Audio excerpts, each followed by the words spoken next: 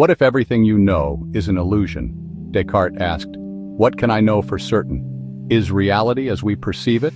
Or is it a construct of our consciousness? Are we dreaming or awake within a dream? When the senses fall silent, does the mind dissolve into nothingness? Or does it journey to a realm beyond the physical? Kant wondered if there are truths that lie forever out of reach, beyond the limits of our perception. In the silence, some report visions more vivid than waking life. Are these glimpses of a deeper reality, or echoes of the mind's longing for meaning? Consider the philosopher's quest. Is consciousness a fleeting spark, or a window into something infinite? Is the self an illusion, or the only reality we can truly know? Some describe realms of light and harmony, a sense of unity that transcends words. Are these visions mere chemistry, or do they reveal the mind's true potential? Guided by questions that have echoed through centuries, we ask, who are we, when stripped of all we know? What remains when the world falls away? Can consciousness exist apart from the body? Or is it forever bound to the physical, a product of neurons and synapses? How do we explain realities that feel more real than our own? Is there a boundary between mind and matter, or are they woven together in ways we cannot yet fathom? When our beliefs are challenged by the unknown, do we retreat or do we embrace the wonder? What happens when certainty gives way to awe?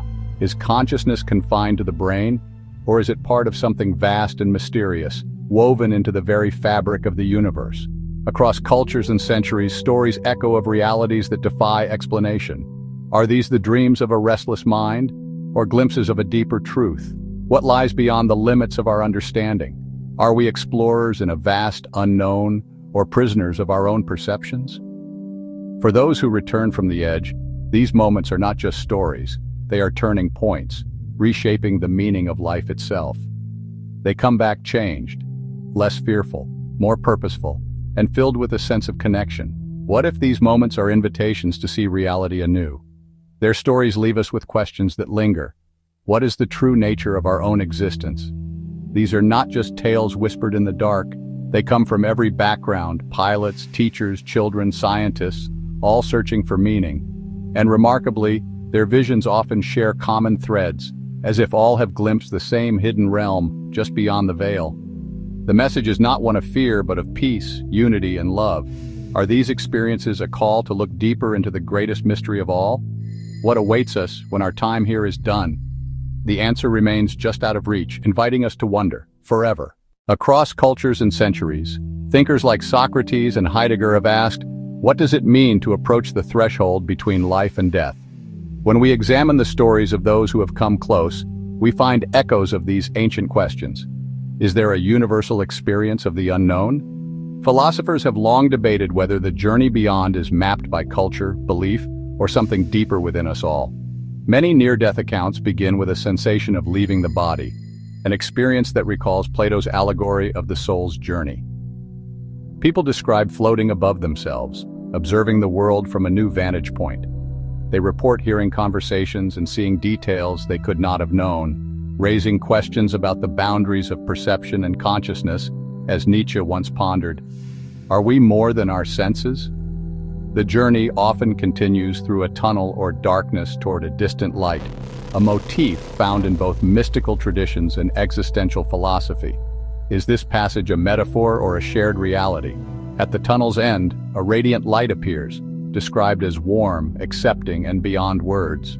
Heidegger wrote of the clearing, a place where truth is revealed. Is this the light so many describe? This light is not merely seen but felt, an overwhelming sense of love and acceptance. Is it a universal archetype, or shaped by our deepest hopes and beliefs? Some describe meeting a presence or being, compassionate, knowing, and beyond form.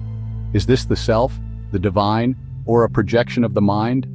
In this presence, fear and pain dissolve. Nietzsche asked if overcoming fear is the path to true freedom. Do these visions offer a glimpse of that liberation? Many recount reunions with loved ones or spiritual figures, encounters that transcend language and culture.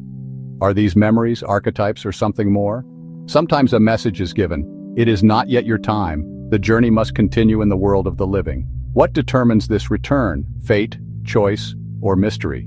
A life review often follows, a panoramic vision of one's actions and their ripples. Philosophers have called this the search for meaning. Is this judgment or understanding? In these moments, people feel the interconnectedness of all things, a web of cause and effect. Heidegger spoke of being with others. Do these visions reveal our true nature? Compassion and empathy guide the review, helping the individual understand the purpose of their journey. Is this the wisdom of the ages or the mind's final gift?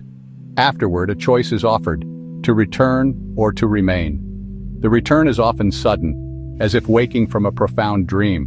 What calls us back? Unfinished purpose, or the pull of life itself? Those who return are changed, carrying with them questions that have challenged philosophers for millennia. How do our beliefs shape what we see at the edge of existence?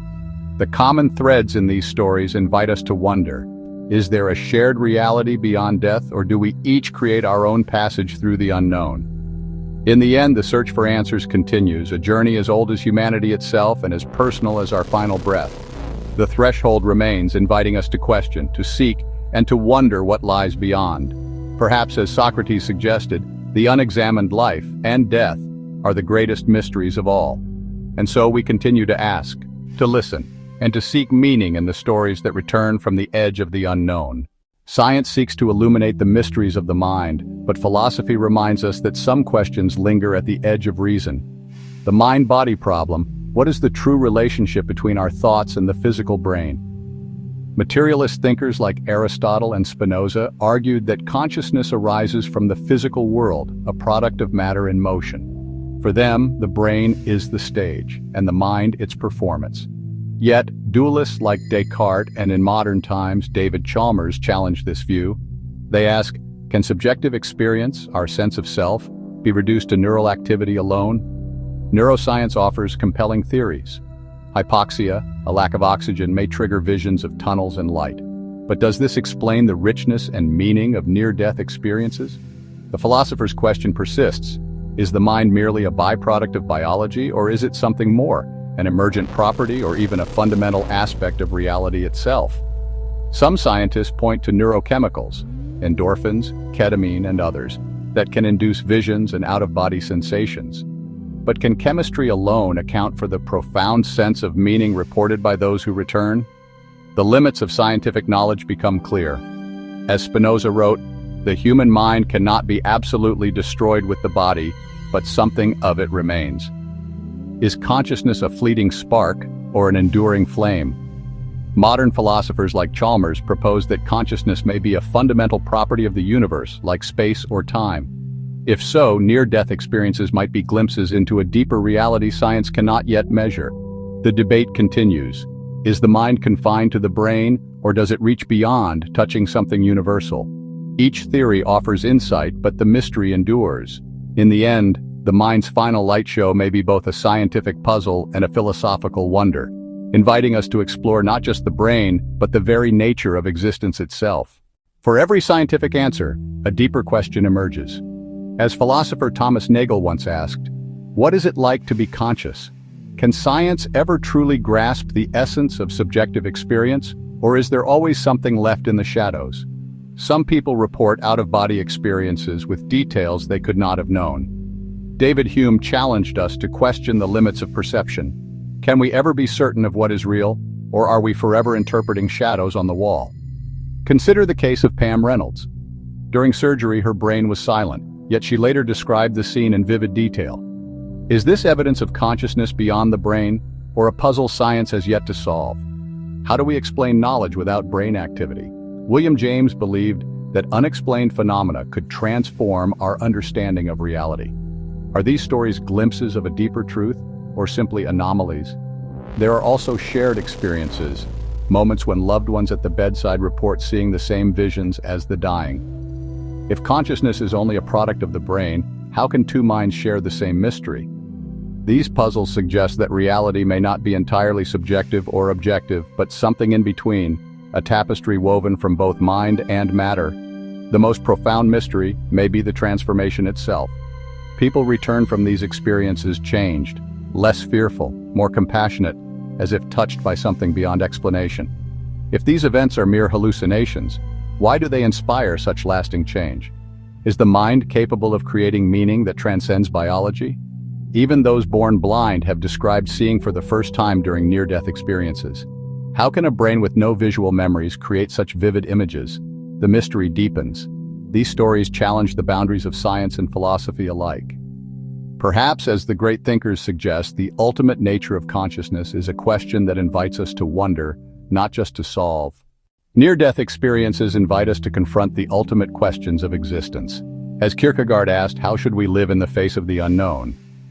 Standing at the crossroads of certainty and mystery, we are called to reflect on what truly matters. Philosophers like Camus remind us that meaning is not given, but created. In the shadow of mortality, we are free and burdened to shape our own purpose. What gives life its value, if not the choices we make and the love we share? Simone de Beauvoir wrote that to face death is to awaken to the fullness of life.